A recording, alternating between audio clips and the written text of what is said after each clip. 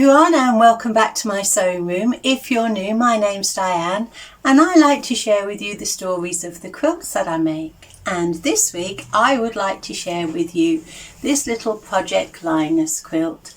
I've called this one Red Roofs because they've got red or pink roofs, and it's a scrappy little quilt. It measures 36 inches by 46 inches, so I think it's a nice little comfort blanket, the sort of blanket a toddler might drag around and use for naps during the day. And I used up lots and lots of leftover smaller pieces of fabric. So let me tell you how this quilt came together. Well, I've been making Project Linus quilts for quite a while now, and sometimes from the goodness of their heart, people give me scraps of fabric, sometimes very small pieces, nice pieces, and I'll put them together in this sort of square within square, the smaller pieces of fabric, and I keep them all in a little tub like this.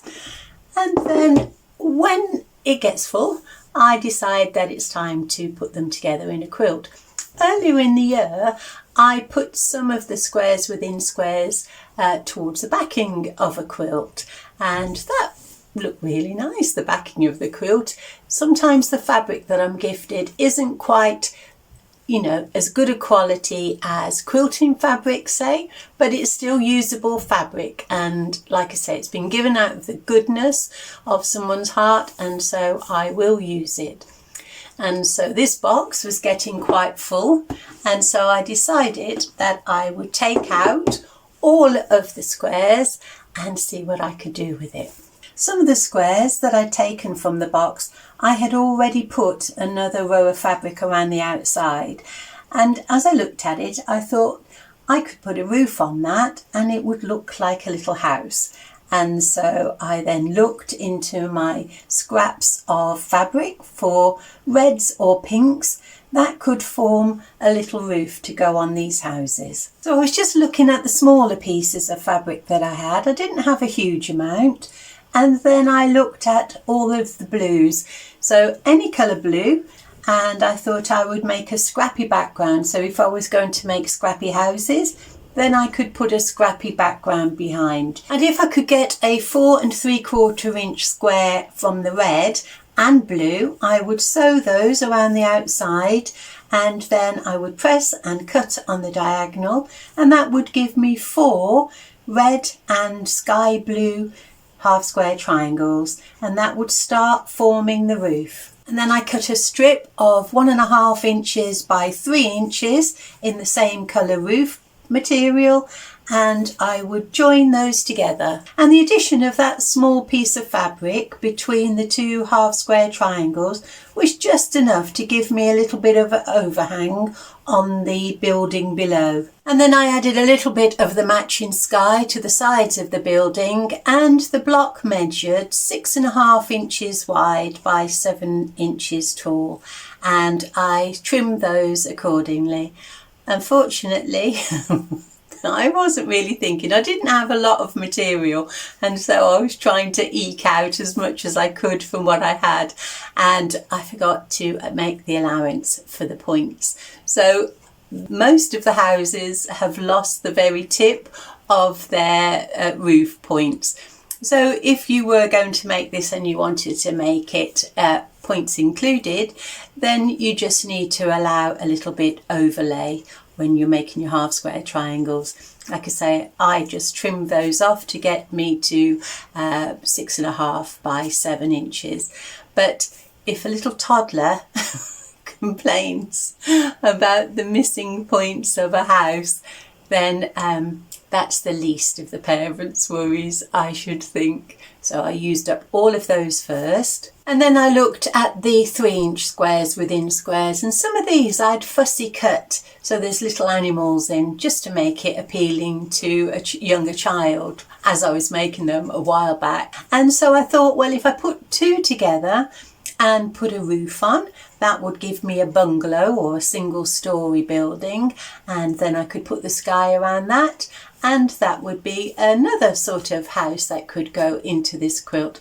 I didn't have a plan, I didn't have a design. I was just making up these little houses as far as I could with the fabric that I had. And I made the roofs the same way as I did on the previous houses, and I trimmed the same size. So I was beginning to build a nice little selection, and I was making a light background, a light blue sky background, and a darker blue sky background, and I thought that was beginning to work well. And then I tried alternating light and dark backgrounds together, and I thought that would look appealing from a distance. So that was my plan at this stage. And then I was just having fun making houses, so alternating a light and a dark background and just putting the blocks together where I thought they would look attractive.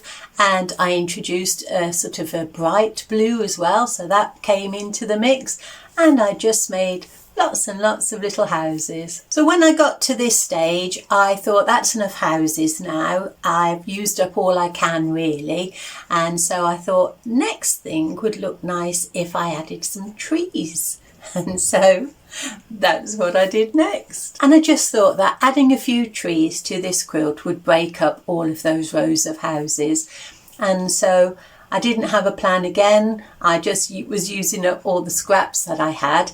And the only rule I sort of kept to was to keep the tree width 3.5 inches and the height 7 inches, so that they could be added to that block, to the rows of houses that I already had. And they were just improv houses, so using up all the scraps that I had. And as you can see, I'm just taking triangles, adding pieces to the side, adding a trunk and blue to the sides of the trunk, and then just making it to fit that dimension of 3.5 by 7. And for this one, I just thought I'd have a bit of fun and make a sort of taupe tree. So I made 5 trees and I put those next to the houses, and I thought that they looked really pretty and I could add some more. So I'd made the decision that I would have 4 houses in each row, and I would make as many trees as I could to go into the quilt. So they had to be the same amount of trees in each row because of the dimensions, to keep the rows the same width. And so I just played around. I made trees in a variety of ways, no rules, just scrappy little improv trees until I used up as much as I could. And then I decided that I would alter the layout a little bit. So let me show you some of the background of these trees. Some of the background on some of the trees, there wasn't enough to make a complete background in the same colour. But I thought that would be okay, because all I needed to do was to make sure that the addition of the slither that I needed to complete the background, as long as that butted up to a house of the same colour, that would still work. And then it was a matter of sorting out the layout, and I moved things around a few times. What I was trying to do was to make sure that the tree background sat next to the house background. And I didn't want the same backgrounds next to each other. So if you have a look at the top row here, you can see there's a bright blue, a darker blue, and a very pale blue on the end of the row. And below you can see how I have changed those colours around. And that's what I did throughout the whole of the quilt. And I also wanted to make sure that I didn't have a row of bungalows together or one-storey houses. And so all of these things I was sort of moving around. I didn't want the same colour roofs all in one row. So just to make sure that everything was evenly distributed around the quilt. And then I decided that I would add a little bit of ground underneath those houses and trees. So if a tree and a house in the same row had the same colour background, I would block them together and then I would join them together in one little block. So if I had 2 houses together without a tree, but it was the same background, I would put those together to form another block.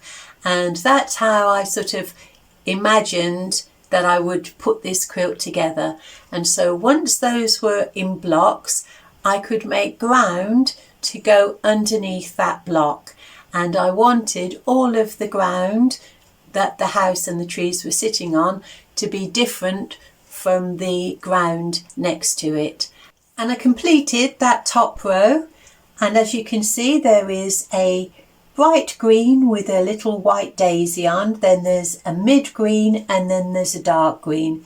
And so I wanted to do that again. I wanted to make sure that those colours were distributed throughout the whole of the quilt.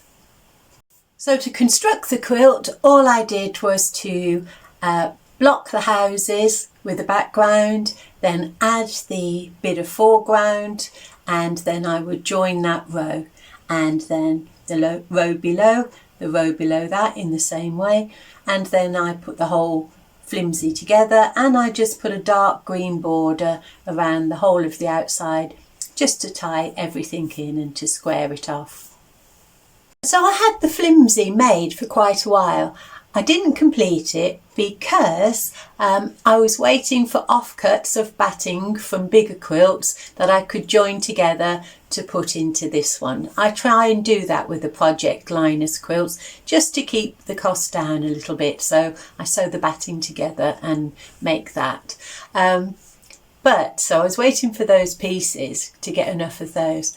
But also I was looking at the front, and if you've been following me for any time, you know that I often use the designs of my quilt as a guideline to put the quilting together. So I quilt on my domestic sewing machine just in a straight line, the simplest quilting you can get, and that's what I do. Very functional. These Project Linus quilts do get washed at high temperatures, and they have a hard life, so they do need to be able to be washed lots and lots of times, and so I use a lot of quilting. And I just didn't know how I could quilt this together without having the faff of doing lots of lines. I'm not keen on drawing lots and lots of guidelines on a quilt, and so I'd left it for a while, like I say, to gather the batting, but also because I couldn't make up my mind how I would quilt this all together.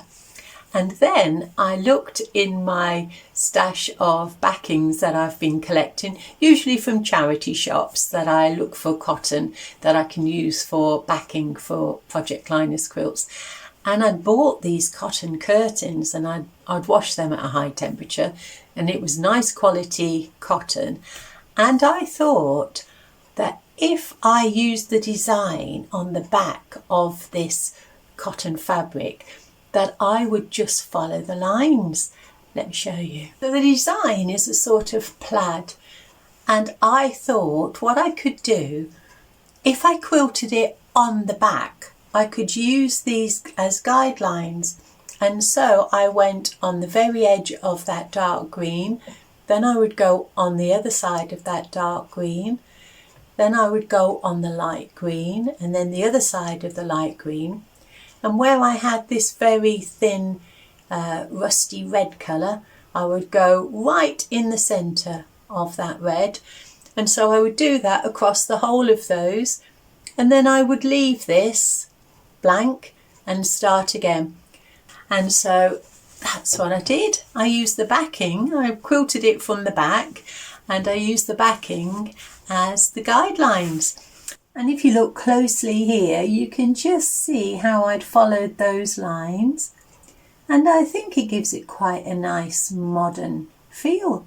The quilt feels really lovely. It's, like I say, it's robust, it'll do its job, that quilting. And then if you have a look on the front, and if you have a look at the front, I think it works out really well. You can see that the lines are nice and straight.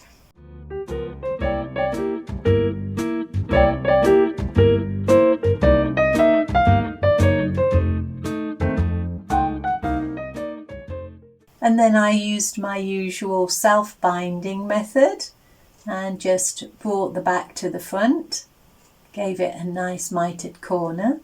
So I added the label. And so that's the story of this week's quilt, the Red Roofs Project Linus. I was really pleased with myself for figuring that little problem out. So if you haven't tried that before, give it a go. As long as your quilt is level with the backing design on the front, then nice little guidelines. And it's worked out really well. So that one needs to be washed. I've got another one that I've made. That's unusual. I'll show you that one. I've got enough batting. I've got the backing pieced and the top is made. I'm just waiting until I've got enough pieces of batting to put together, and then I will sew that one. A very Japanese feel. So very unusual. I've never made anything like it before. You've probably not seen anything quite like it before, but that'll be the next one I make for Project Linus. So I will wait until I've got a few together and then I'll get those over. So that's it for this week. If you are still with me, thank you very much for your company, and I'm going to be working on this. I've got 6 small blocks to make, and that's the blocks of the Prairie Queen done. It's just a matter of sashing then, and I'll share that one with you soon. So again, thank you very much for your company and enjoy your sewing, and I'll see you again soon. Bye.